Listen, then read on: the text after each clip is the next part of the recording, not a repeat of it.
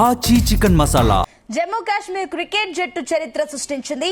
రంజీ ట్రోఫీని మొట్టమొదటిసారి గెలుచుకుంది. కర్ణాటకతో హుబ్లీలో జరిగిన ఫైనల్ మ్యాచ్ డ్రాగా ముగిసింది. దీంతో ఫస్ట్ ఇన్నింగ్స్ లో భారీ ఆధిక్యాన్ని సాధించిన జమ్మూ కాశ్మీర్ జట్టుకు రంజీ ట్రోఫీ దక్కింది. ఇవాళ 5వ రోజు జమ్మూ కాశ్మీర్ బ్యాటర్లు కర్ణాటక బౌలర్లను ధీటుగా ఎదుర్కొన్నారు.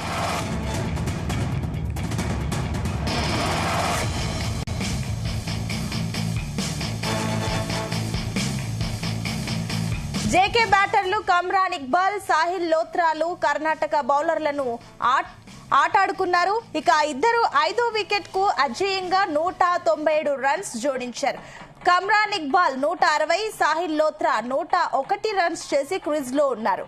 రెండో ఇన్నింగ్స్ లో జమ్మూ కాశ్మీర్ జట్టు 4 వికెట్లు కోల్పోయి 342 రన్స్ చేసిన సమయంలో ఇన్నింగ్స్ ను డిక్లేర్ చేశారు. ఇక జేకే జట్టు మొత్తం 633 పరుగులు ఆధిక్యాన్ని సాధించుకుంది. అయితే కర్ణాటక జమ్మూ కాశ్మీర్ కెప్టెన్లు డ్రాకా అంగీకరించడంతో రంజీ ట్రోఫీ జేకే జట్టును వరించింది.